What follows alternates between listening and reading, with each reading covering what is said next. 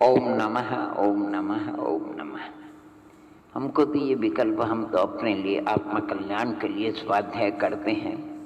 यह भी जो कुछ प्रकृति का प्रकोप है उसमें क्या कहना, जीवन में पहली बार ऐसे प्रकृति प्रकोप हम देख रहे हैं जिसमें मंदिरों के ताले लग गए, दर्शनार्थी वंचित हो गए। ऐसे प्रसंग पर यानी केवल भारतवर्ष के किसी प्रांत में नहीं है, पूरे भारतवर्ष में नहीं, पूर्वार्ध, जो पूर्वार्ध है, उत्तरार्ध, गोलार्ध, अरे पूरा जो माना हुआ विश्व है, 200 राष्ट्र, करीब 200 से अधिक है, सभी जगह ये प्रकृति का प्रकोप। अमेरिका से लेकर व्यवहार में सब साधनों से संपन्न, बहुत इस प्रकृति के प्रकोप से ग्रसित है। इंग्लैंड, फ्रांस, स्पेन, सभी राष्ट्र, ब्राजील वगैरह, फिर भी अपने भारतवर्ष में तो यहाँ के प्रधानमंत्री श्री नरेंद्र मोदी जी बहुत अच्छे वो काम कर रहे हैं और उन्होंने इतना अच्छा संभाला है। भारतवर्ष में अभी 101 अरब 30 करोड़ जनता है और इतनी जनता में भी अब क्या करें, थोड़ी सी गलती तो हम लोगों की होती है। जो नियम बनाए, राज नियम का उल्लंघन करना बड़ा अपराध है, इसलिए कभी उस नियम का उल्लंघन नहीं करना चाहिए। बड़े बड़े संत जी कहते हैं, हे भव्यात्मा, राजा आज्ञा का उल्लंघन करना दोष का कारण है, अपराध का कारण है, लेकिन हम भूल करते हैं, दोष फिर हम दूसरों को देते हैं। जाएगी, आपत्ति आई तो जाएगी, ये सब पुण्य पाप का खेल है। तो हम ये कह रहे हैं कि इस प्रसंग में जो जहाँ थे वो वहीं पर अटक गए, जो भव्यात्मा थे कितनी। तो यहाँ इंदौर में भी हमारे यहाँ अनश्राविका प्रज्ञा मुनिश्री प्रज्ञा सागर जी आने, उनकी भगिनी है ग्रस्त अवस्था की, मीना करके, उनके साथ में बहुत दोनों बहनें साधना करके ऐसी रहती है। पूर्व राम लक्ष्मण की आने जोड़ी नहीं रहती है।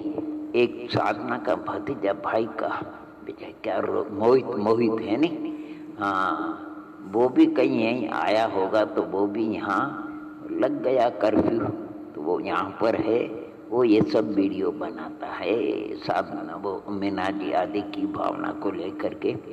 और मेरे को तो पहले लगती थी बड़ी आपत्ति, कहाँ क्या करना है, क्या बोलना, क्या नहीं करना, और अपन इतने अपना शैक्षणिक ज्ञान भी नहीं, तो बहुत संकोच होता था। कई भव्यात्माओं ने प्रेरणा करी, लेकिन अभी ये सहज ही बन जाता है, तो मैंने कहा अपने क्या जाता है, अगर किसी को लाभ होता है 2-4-5% भी अच्छा है।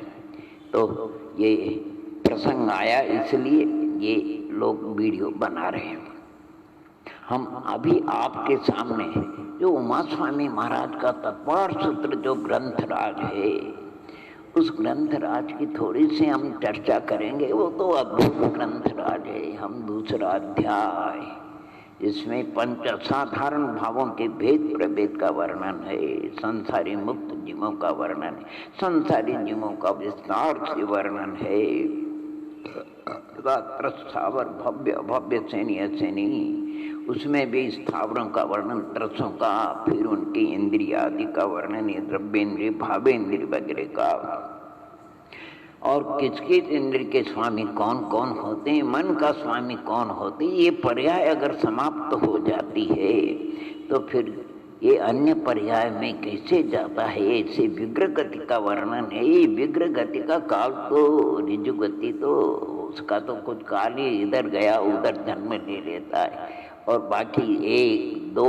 3 समय, चौथे समय में तो जाकर जन्म ले लेता है। इसलिए 1, 2, 3 समय तक ये अनारक रहता है, फिर नियम से 9 कर्म वर्गनाओं को ग्रहण करने लगता है, फिर जाकर के जन्म लेता है। जन्म के आधारभूत योनि है, गुण योनियों का 84 लाख जिसके अवान्तर भेदे उत्तर भेदे, उनका वर्णन। फिर जन्मों का वर्णन है, किस किस गति में कौन कौन सा जन्म होता है, और जन्म के बाद शरीर का संबंध है तो पांचों शरीरों का अद्भुत 14 सूत्रों में वर्णन किया। फिर द्रव्य भेद का वर्णन किया है। नार की और समुच्चन जी नियम से नपुंसक होते हैं, देवों में कोई नपुंसक नहीं होता, बाकी तीनों भेद वाले होते हैं। फिर अकाल मरण किसका होता है किसका नहीं होता है, आचार्य भगवंत ने अंतिम 53वें सूत्र में इसका विवेचन किया है। हम संक्षेप में इस दूसरे अध्याय की चर्चा करेंगे। आप दूसरा अध्याय का यानी पाठ तो करते हैं, लेकिन दूसरे अध्याय में पूरा जीव कान 20 पुरुपणा यानी सभी गर्भित कर सकते हो आप, लेकिन हमको इस दूसरे अध्याय में 20 पुरुपणा, 24 ठाना, 26 ठाना, 34 ठाना, या सब हमको इसमें सब कुछ दिखाई देता है। आप पूछो कैसे दिखाई देता है, तो देखिए आप चिंतन कीजिए, मनन कीजिए। जीव के 5 असाधारण भाव, औपशमिक 2, क्षायिक 9, क्षापशमिक 18, औदैक 21 और पारणामिक 3 भावों में गुणस्थान गर्भित हो जाते हैं। अरे गुणस्थान भावों का ही तो नाम है। आप पूछो प्रथम गुणस्थान मिथ्यात्म, औदैक भाव में मिथ्यात्व है, उसका नाम प्रथम गुणस्थान है। द्वितीय गुणस्थान सासाधन, वो जीवा जीव भव्या भव्यत्वानि च, आचार्य भगवंत कहते हैं ये च शब्द दिया है क्योंकि वो पर्याय संबंधी वो भाव कहा इसको, इसलिए उन्होंने च के पेट में उस साधन को गर्भित किया है। और सम्यक मिथ्या तो तीसरा गुणस्थान इच्छाप्तमीय भाव में मिश्र ज्ञान में गर्भित हो जाता है। चौथा गुणस्थान अवृत सम्यक दृष्टि, सम्यक तो आप कोई भी ले लो, औपशमिक क्षापशमिक और क्षायी, और औदैक का असंयम उसके साथ में लगा दीजिए तो चौथा गुणस्थान बन जाएगा। क्योंकि सम्यक तो लगाने से पूर्व के प्रथम दूसरा तीसरा गुणस्थान छूट जाता है, और असंयम आगे के पंचमादि गुणस्थान छूट जाते हैं, चौथा गुणस्थान रह जाए। पंचम गुणस्थान कहाँ से आता है? अरे संयमा संयम लब्धि क्षापशमिक भाव में, और 6ठे से 10वें गुणस्थान तक क्षापशमिक चारित्र की तारतम्यता लगा लीजिए आप, कोई बात नहीं उसमें। और 10वें गुणस्थान सूक्ष्म सांप्राय, वो भी उसमें क्षापशमिक चारित्र में गर्भित हो जाता है। 11वां गुणस्थान औपशमिक चारित्र, 12वां गुणस्थान क्षायिक चारित्र, 13वां गुणस्थान घात्या कर्म आनंद चतुर्थ के अभिव्यक्ति रूप, 13वां गुणस्थान है केवल ज्ञान केवल दर्शन आनंद संस्कृति, 14वां गुणस्थान योगों के अभाव अर्थात नीलंग निस्तरंग, वाह यानी कई अलग से नहीं है गुणस्थान। और सिद्ध भगवान उनमें भी पंचभाव, केवल ज्ञान केवल दर्शन अनंत वीर्य और सम्यक्त्व सुख के और अव्यापाद अगरू अवगाना आदि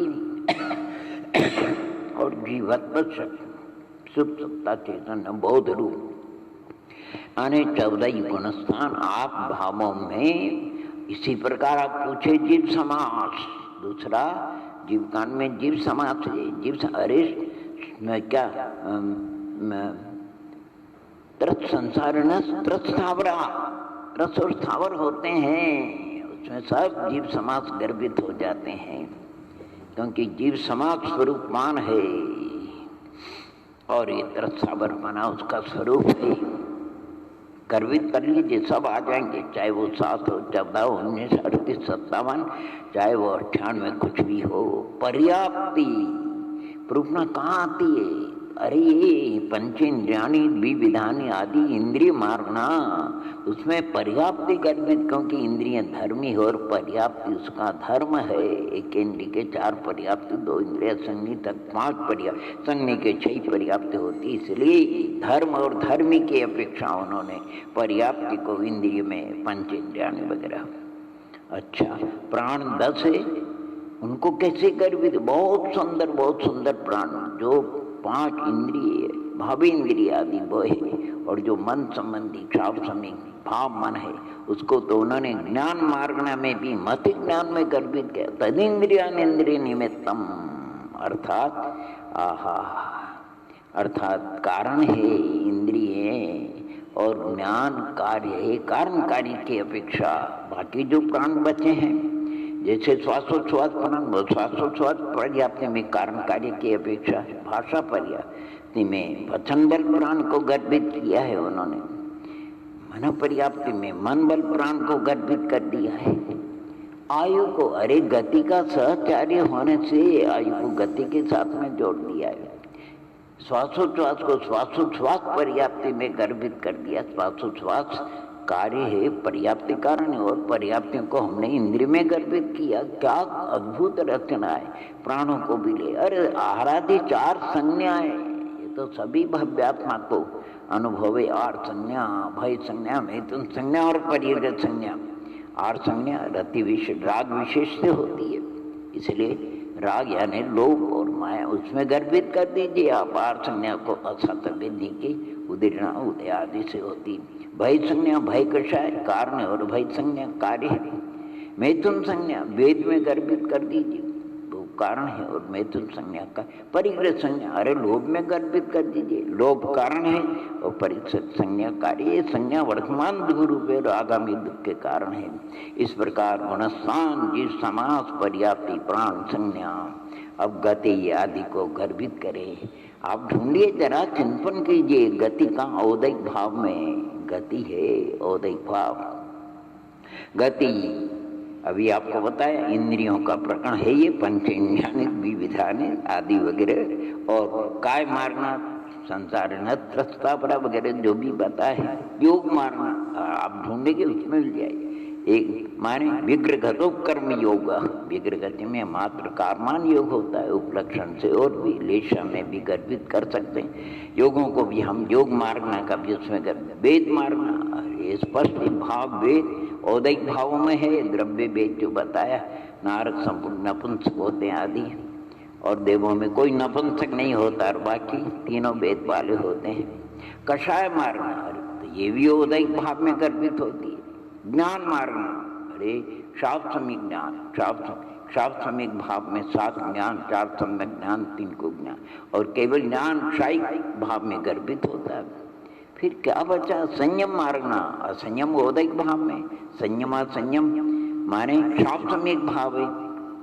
तो फिर सामक्ष्य दोष अपना परिहार विशुद्धि सूक्ष्म सांप्राय वगैरह, हर एक शास्त्र सम्यक चारित्र में गर्भित हो जाते। तो फिर यथाख्यात औपशमिक और क्षायिक भाव में 11वें गुणस्थान की अपेक्षा यथाख्यात बताया वहाँ, और 12वें से 14वें तक यथाख्यात क्षायिक भाव में, अर्थात उसमें गर्भित हो जाता है क्षायिक भाव।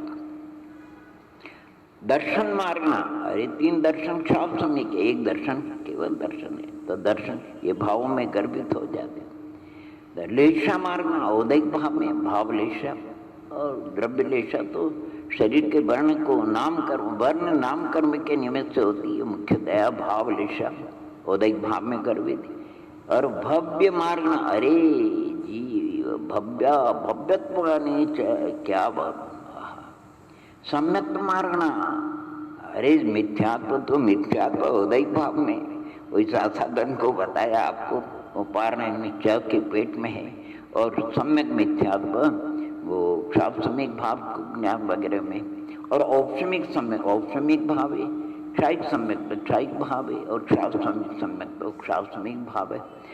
अरे संज्ञा मारना, समनस का मनस कहा, और एकम 2 3 बाहर का, 1 2 3 समय अनारक है, वही 9 कर्म की अपेक्षा, और बाकी आरक है। देखिए 14 मार्गना, ये आपके दूसरे अध्याय में दिखती, साफ दिखती है। अब एक रूपना और बची, उपयोग। तो उपयोगो लक्षणम, जीव का लक्षण उपयोग, क्योंकि सब भाव लक्षण नहीं बनते हैं, उपयोग के द्वारा ही जीव की पहचान होती है। वो उपयोग सद विविधोष्ट तत्व, 2 प्रकार का, 8 प्रकार का ज्ञानोपयोग और 4 प्रकार का दर्शनोपयोग। इस प्रकार आप तत्वार्थ सूत्र ग्रंथराज के 2वें अध्याय में पूरे जीव कांड का दर्शन करेंगे। अगर जो 2वें अध्याय का अच्छी तरह अध्ययन मनन कर लेता, वो जीव कांड में पारंगत हो जाता है। क्या क्या ग्रंथराज अगर 8वें अध्याय को अच्छी तरह पढ़े तो वो कर्मकांड जितने कर्म सिद्धांत के प्रपण करने वाले ग्रंथराज और महाधवल आदि जो ग्रंथराज में पारंगत हो जाता है। अगर तीसरे चौथे अध्याय का अच्छी तरह अध्ययन करे तो त्रिलोक परिणति, त्रिलोक सात लोक विभाग, जम्बूद्वीप उन्नति, हरिवंश पुराण आदि भी इसमें आ जाए। अगर प्रथम अध्याय को तो सारा न्याय जितना भी द्रव्यान योग अध्यात्म सब उसमें आ जाता। पंचम अध्याय का अद्भुत वर्णन किया हो। पंचम अध्याय में एक पंचाध्यायी ग्रंथराज है, उसके विषय में विकल्प है किनके द्वारा रचित है, लेकिन उसका थोड़ा सा स्वाध्याय हुआ है। उसमें 5 अध्याय का वर्णन करने वाले, लेकिन पहला दूसरा अध्याय भी पूर्ण नहीं हुआ, जैसे मोक्ष मार्ग प्रकाश का पूर्ण रह गया। ऐसे बहुत सी ग्रंथ आने आदि मानो महापुराण वो भी अपूर्ण रह गया, तो फिर गुणभद्र आचार्य ने उसको पूर्ण किया। ऐसे पंचाध्यायी ग्रंथ यानी बड़े शास्त्र में उसका अध्ययन करते थे, परीक्षाएं देते थे। अरे प्रथम अध्याय में उन्होंने 250 कारिकाओं में तो ओहो प्रमाण नए निक्षेप का वर्णन, लक्षण प्रमाण नई का आहा गजब का वर्णन। 750 कारिकाओं में प्रथम अध्याय क्या उत्पाद द्रव्य का सुंदर वस्तु स्वरूप का वर्णन किया है, कई 19 दृष्टांतों के द्वारा। और उस अध्याय में निश्चय का भी अद्भुत वर्णन किया। निश्चय नहीं किसको कहते हैं, व्यवहार में वो अलौकिक वहाँ पर मिलेगा। निश्चय नेति नेति नेति अर्थात निश्चय नहीं तो मुख है, मौन है, वो बोलता नहीं है। निश्चय ने का विषय बोला नहीं जाता है, जो वस्तु स्वरूप है वास्तविक वो शब्दों के द्वारा व्यक्त नहीं किया जाए। जो कुछ व्यक्त करना है वो सब व्यवहार है, व्यवहार है। आप पूछेंगे आत्मा ज्ञान स्वरूप है, तो क्या ज्ञान स्वरूप ही है? अरे वो दर्शन स्वरूप, ईसु स्वरूप, वीर स्वरूप, अस्तित्व आदि कई धर्म स्वरूप। तो कैसे शब्द के द्वारा हम वस्तु स्वरूप को बता सकते हैं? बहुत अद्भुत। और द्वितीय अध्याय में भी पंच असाधारण भावों का वर्णन पूर्ण नहीं हुआ, उदय भाव का वर्णन चलता था। कहने का तात्पर्य कि आप इस प्रकार तत्पार सूत्र ग्रंथ कोई अलौकिक है, गजब का ग्रंथ है। सारा जितना शाब्काचार्य आप सब सप्तम अध्याय में देखेंगे, 30-35 शाब्काचार्य का संकलन प्रकाशन भी हुआ पलटन वगैरह से। और श्रवणाचार्य के जितने ग्रंथ है वो सब 9वें अध्याय में है। और 10वां अध्याय तो कलश ध्वजा रूप है, वो तो मोक्ष का प्रदान करने वाला है। इसके ऊपर बड़ी बड़ी टीकाएं हैं। इसलिए इस ग्रंथ राज के कहते हैं तत्पार सूत्र का जो भव्य जी पाठ करता है, श्रवण करता है, एक उपवास का अभी बहुत कुछ विकल्प हुआ तत्पार सूत्र ग्रंथ। और अक्सर करके सदग्रस्त भव्यात्मा उनको तो नियम रहता है अष्टमी चतुर्दशी का, कोई 1-2 अध्याय का पाठ करते प्रतिदिन, 2-2 अध्याय, कोई 1-1 अध्याय 10 दिन में पूरा पाठ कर लेते हैं, कोई 2 अध्याय तो 5 दिन में उनका पूरा हो जाता है। इसे और किसी का प्रतिदिन का नियम है, वो प्रतिदिन तत्पार सूत्र का पाठ किए बिगड़। यहाँ हमने देखा ये सब जितने भी श्राविकाएँ थी तत्पार सूत्र शस्त्रनाम और भक्तनामर का नियम से सुने बिगर वो अपना भोजनादि आराध्य दान देते भी नहीं थे। तो तीनों का पाठ तो रोज करते थे। भक्तनामर का यानी आदिनाथ भगवान की स्तुति का, और शस्त्रनाम जिनसे नाचार्य शस्त्रनाम हो, बाकी शस्त्रनाम असाधारीकृत भी और अन्य भी। और पंडित पन्नालाल जी साहित्याचार्य संस्कृत में शस्त्रनाम की रचना करी, बहुत सब 82 की हिंदी में शस्त्रनाम की रचना करी है। तो आप सभी भक्तात्मा हम कुछ नहीं कहे, अन्य शब्दों के द्वारा वो वस्तु स्वरूप कहने में नहीं, जो जाना है वो कहने में नहीं आता है। इसलिए हम लाचार हैं। आप सभी गहराई से इन ग्रंथ राजों की और जो संत महात्मा है, विद्वान ज्ञानी है, उनका अवलंबन लेकर के आप स्वाध्याय अवश्य करेंगे, चिंतन मनन करेंगे जरूर। अगर इसको आत्मसात कर लिया तो अपना जन्म रोग, जन्म जरा मृत्यु रोग जाएगा। सम्यक दर्शन आदि की उपलब्धि होगी। और इस पर्याय में अगर उनकी पूर्णता नहीं हुई तो कम से कम बीजावपन तो हो ही जाएगा। फिर 1-2 पर्याय में समय सारा आदि ग्रंथों में जो भव्यात्मा होते हैं अगर वो इसी भाव से मोक्ष नहीं जाते हैं तो किस क्रम से जाते हैं, उसका क्रम भी कभी आपको जैसे महाराज ने उसका बताया है पंचाशकाय में समय साराधि में, उसको अपन चिंतन करेंगे। ओम नमः ओम नमः ओम नमः।